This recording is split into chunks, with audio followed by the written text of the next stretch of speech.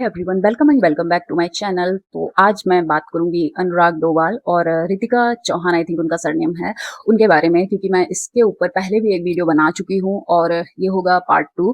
तो जब मैंने वीडियो बनाया था तब रितिका चौहान का कोई वीडियो नहीं आया था, बाद में वो आया। फिर उसके बाद आज अनुराग डोभाल का भी वीडियो आया है जहां पे उन्होंने काउंटर किया है रितिका चौहान के वीडियोस को। तो इसमें मेरा क्या टेक है वो मैं बताती हूँ। मेरे पिछले वीडियो में भी मैं थोड़ा सा लीन थी अनुराग डोभाल की तरफ ही, कि जो लोग ये क्वेश्चन उठाते हैं ना कि सारी कुछ दिक्कतें तेरे ही साथ क्यों हैं, सबको तुझसे ही दिक्कत क्यों है, and exactly same line next video जो उनकी वाइफ का आया था मेरे वीडियो बनाने के बाद, उन्होंने सेम ही लाइन मारी कि तुम्हारे लिए सब बुरे हैं, सब तुम्हारे ही साथ गलत कर रहे हैं, कहीं ऐसा तो नहीं कि तुम ही गलत हो। नहीं, वही मैंने बोला कि होता है कभी कभी कुछ लोगों के साथ एक चीज खराब होती है और उसके बाद वो एक चेन रिएक्शन जैसा बन जाता है। वो लोग एक बैसल जैसे बन जाते हैं, लोग यूज करते हैं एंड उनको थ्रो करते हैं, और ये सब हर हर इंसान उनके साथ करने लगता है। दैट मीन्स नॉट कि अगर 100 इंसान एक तरफ खड़े हो गए हैं और एक इंसान अकेला एक साइड है तो 100 सही हो जाएंगे। मेजोरिटी का राइट एंड रॉन्ग से लेना देना नहीं होता है। ओके, तो पहले तो जब मैंने इनकी वाइफ रितिका चौहान का वीडियो देखा, उनके आप बोलने का स्टाइल देखो, उनके आप मतलब बातें आप सुनो। अगर कोई लड़की सही होगी और उसका हस्बैंड उसके ऊपर एक्स्ट्रा मैरिकल अफेयर और चीटिंग जैसा एलिगेशन लगाएगी ना, तो उस लड़की की रियल टोन इससे 100 टाइम डिफरेंट होगी। और वो ये जो स्क्रीनशॉट इन्होंने लगाए हैं या जो भी इन्होंने किया है, इतनी चीजें बताई हैं, वो ये कभी नहीं कर पाती। इन्होंने बार बार बोला है, कभी बोलती हैं अनुराग सर, कभी अनुराग जी, कभी अनुराग मेरे हस्बैंड जी, पता नहीं क्या क्या। उसकी आप आवाज देखो, साफ पता चल रहा है लड़की झूठ बोल रही है, अंडर कॉन्फिडेंट है, और कहीं ना कहीं उसको पता है वो झूठ बोल रही है। तो जो आवाज होती है, जो शब्द बोलने के तरीके होते हैं, कभी कभी मुंह में कोई शब्द नहीं आ रहा होता है, बोलना भी चाह रहे होते हैं क्योंकि स्क्रिप्ट रिकॉल करते हैं, एंड उसके वीडियो से वो चीजें एकदम साफ दिखाई दे रही हैं। एंड अगेन मैं उसका साइड क्यों ले रही हूँ, पहली चीज वही कि सब तुम्हारे अगेंस्ट क्यों है, सब तुम्हारे ही साथ क्यों हो रहा है। एंड मैंने कहा मैं इससे कोरिलेट करती हूँ, मेरे भी साथ चीजें खराब एक बार होना चालू हुई, उसके बाद होती ही चली गई। ऐसे लोग कम होते हैं, बट हाँ ऐसा होता है, कुछ कुछ लोगों की किस्मत में ये सब लिखा होता है और ऐसा होता है उनके साथ।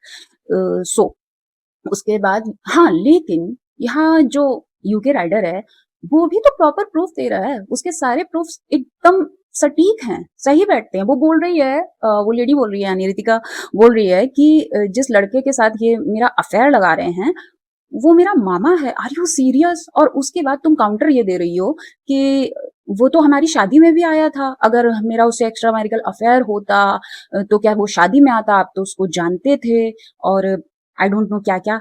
अरे भाई, उसने जो वीडियो लगाया है ना, वो कहीं से भी ना तो मामा भांजी का रिलेशन लगता है और ना ही वो एक फ्रेंड वाला रिलेशन लगता है। और वहां से साफ दिखाई पड़ रहा है कि आप झूठ बोल रहे हो, बहुत भयंकर। सेकंड, आपने मदर कार्ड खेला कि ना तो मैं बीवी बन के बात कर रही हूँ, ना मैं रितिका चौहान बन के बात कर रही हूँ, मैं आज एक माँ बन के बात कर रही हूँ, बिकॉज यू नो बच्चे को आगे कर दो, लोग कुछ नहीं बोलेंगे। ऐसे ज्यादातर लोग होते हैं, ज्यादातर लोग जो चीटर रहते हैं, जो गलत रहते हैं, वो हमेशा बच्चों को आगे डाल देते हैं। इसको बोलते हैं यूज, लोगों के इमोशन से खेलना और अपने बच्चों को यूज करना। क्योंकि लोग एक बार को एक लड़की को गाली दे सकते हैं, एक वाइफ को गाली दे सकते हैं, एक बार को नहीं बहुत बार, ज्यादातर केसेस में लड़कियां सही होती हैं बट गाली फिर भी उनको पड़ती है। कहते हैं ना कि इज्जत संभालने का ठेका सारा लड़कियों के ऊपर होता है। लेकिन लोग ना एक बच्चे की मदर को नहीं बोल पाते हैं, उसको मिलती है सिंपैथी। एंड उसने बहुत इंटेलिजेंटली वही कार्ड खेला, क्योंकि भाई उस पर एक्स्ट्रा मैरिकल अफेयर का अगर झूठा इल्जाम लग रहा था, इतने दिन तक वो बंदी रुक के वीडियो नहीं बनाती, प्रॉपर स्क्रिप्ट लिखी गई है और वो भी उससे ठीक से याद नहीं हो रही है, वीडियो में बहुत सारे कट हैं।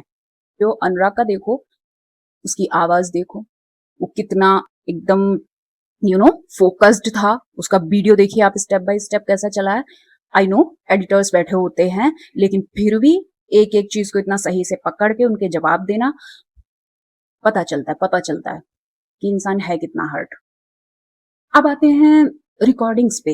लोग बोल रहे हैं कि ऐसे कौन हर छोटी छोटी बात रिकॉर्ड करके रखता है।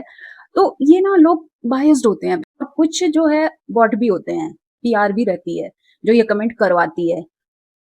ये रिकॉर्डिंग्स जो वो जिस लड़के पे एक्स्ट्रा मैरिटल अफेयर का जो है एलिजिटली रितिका का एक्स बॉयफ्रेंड एंड उसी के साथ चीट कर रही थी वो, उसके पास भी तो रिकॉर्डिंग थी। बट मैंने एक भी सिंगल क्वेश्चन वहां नहीं देखा कि वो लड़का क्यों रिकॉर्डिंग कर रहा था। जस्ट बिकॉज उस पे क्वेश्चन नहीं पुट करने थे लोगों को, तब ये क्वेश्चन नहीं आया। उसके बाद स्क्रीनशॉट में डेट नहीं है, टाइम नहीं, व्हाट्सएवर। बट मुझे ऐसा लगता है जो भी रिकॉर्डिंग्स उसने डाली हैं कि हो जाता है, वो नहीं है, वो बंदा गलत है नहीं यहाँ पे। बट हाँ, इतना कहा जा सकता है, जो वो बोल रही है ना, एक स्टेटमेंट आया है। हाँ, तो वो अगर रिकॉर्डिंग नहीं करता तो आप ही लोग होते जो कहते प्रूफ दिखाओ, रिकॉर्डिंग लाओ। और जब वो प्रूफ दिखा रहा है, रिकॉर्डिंग लेके आ गया, तो आप कह रहे हो ऐसी रिकॉर्डिंग्स कौन रखता है, कौन इतना रिकॉर्ड करता है। भाई, लोगों के फोन ना परमानेंट रिकॉर्डिंग पे रहते हैं, परमानेंट। ऊपर से वो इन्फ्लुएंसर है और उसका तो चल ही रहा है प्रॉब्लम जाने कब से, तो उनके फोन होते हैं रिकॉर्डिंग पे, not a big deal. Even कुछ बहुत कॉमन लोग जिनकी जिंदगी में कुछ नहीं चल रहा होता, घंटे का कुछ नहीं चल रहा होता, उनके फोन भी रिकॉर्डिंग पे पड़े होते हैं। ईच एंड एवरी कॉल उनके फोन में रिकॉर्डिंग पे होती है। बट यहाँ आके उस पे क्वेश्चन क्यों ठोका जा रहा है? क्योंकि काउंटर करने के लिए कुछ और मिल नहीं रहा, कुछ ना कुछ नहीं, नीट पिकिंग करने की कोशिश की जा रही है। तो वो भी इंसान है, हस्बैंड वाइफ है, लड़ाई हो रही थी, तो इस लड़के से भी जायज सी बातें, गलतियां हुई होंगी। क्योंकि ना तो कोई इंसान 100% सही होता है और ना ही कोई इंसान 100% गलत होता है। 80-100, 90-100 का रेशियो रहता है कई बार, जब ऑडियंस भी या दूसरे लोग भी लीन हो जाते हैं किसी एक तरफ। वो गेम वहीं 20 से 10% के अंदर हो जाता है। उसने जो आईडी वाली बात बोली कि उसने मेरी आईडी ले ली थी, और इस पे भी लोग उससे सिंपैथाइज कर रहे थे, बोल रहे थे इसीलिए वो चंडीगढ़ गई थी। अरे ठीक है, आईडी उसने तुम्हारी ले ली थी, तुम रिकवरी कराने चंडीगढ़ गई थी, तो इसका मतलब ये थोड़ी ना है कि तुम बिना बताए उसको अपने एक्स के घर रुक जाओगी जाके। तुम बॉडीगार्ड लेके गई हो, तुम अपना भाई लेके गई हो व्हाट्सएवर, फिर भी आप नहीं रुक सकते 15-15 दिनों के लिए? किसी लड़के को ये अच्छा नहीं लगेगा, और किसी लड़की को भी आप रोल रिवर्स कर दो। एंड आप जरा एक बार रोल रिवर्स कर दो, अगर ये लड़का जाके अपनी किसी एक्स के घर पे अपनी माँ बहन को लेके रुक जाता ना, आप लोग इसकी रेल बना देते अभी तक। और उसने जो आईडी ली, उसका डेफिनेटली उसका मतलब समझ में आ रहा है। वो ये है कि ये डेफिनेटली पैसिव अग्रेसिव वे में ये चीज प्रूफ कर रही थी लड़की उस वक्त स्टोरीज पे डाल डाल के कि अनुराग ने इसको चीट किया है। तो उसको पता है कि मेरे पे ऑलरेडी इतने एलिगेशन लग रहे हैं, मेरा भाई मेरे पीछे पड़ा हुआ है, मेरी इज्जत उतार रहा है, माँ बाप हर कोई कर रहा है, और ये मुझे चीटर और बना दे रही है।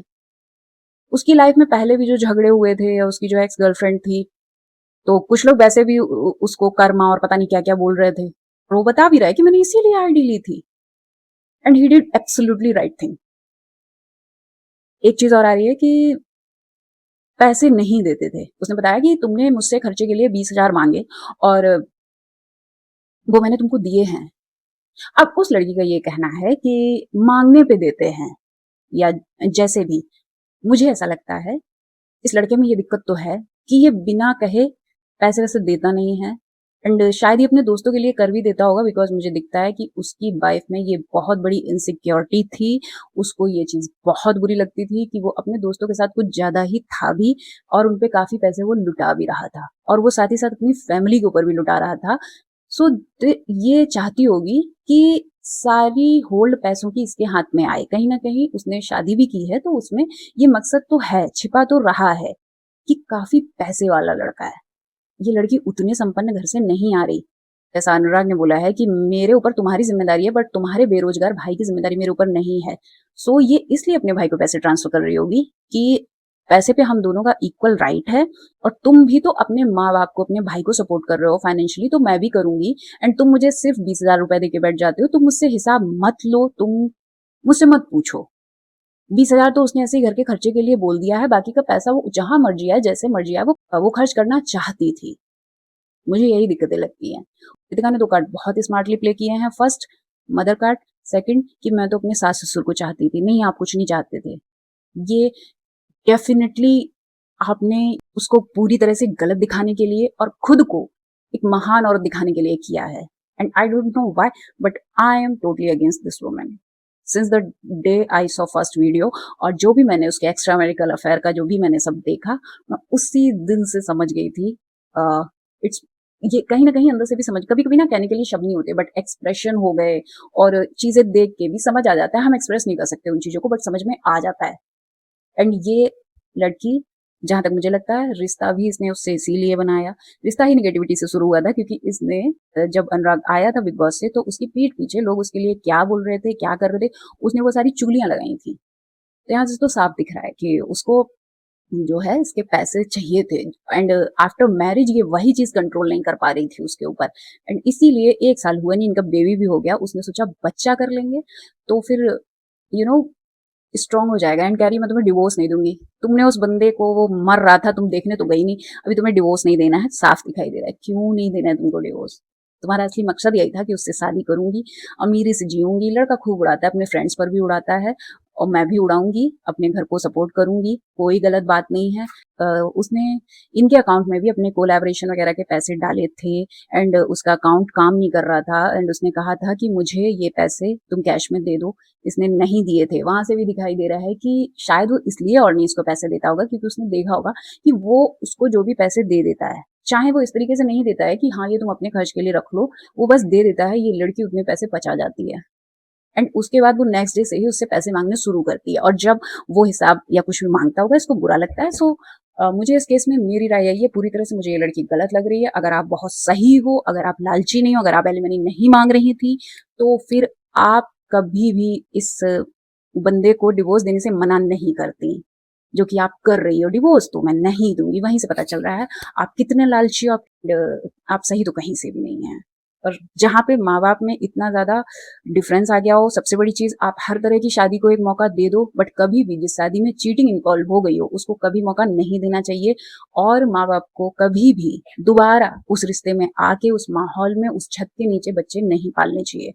आपका बच्चा किसी एक के साथ रह के ज्यादा अच्छा इंसान बनेगा, ज्यादा हार्मोनियस लाइफ होगी उसकी। बट अगर ऐसे रिश्ते के बीच में आपने बच्चे के नाम पे एक छत के नीचे आप आ भी गए ना, आपने दुनिया का बहुत हीनियस क्राइम किया। This is the worst way of parenting, जिसका इन फ्यूचर बहुत बुरा असर पड़ने वाला है। इससे बेटर है बच्चे अकेले पल जाएं। So this is it for today. Bye bye. अपना ख्याल रखें, फरी बच्चों से प्यार करें, इमोशनल और किसी भी तरह की फरी बच्चों से प्यार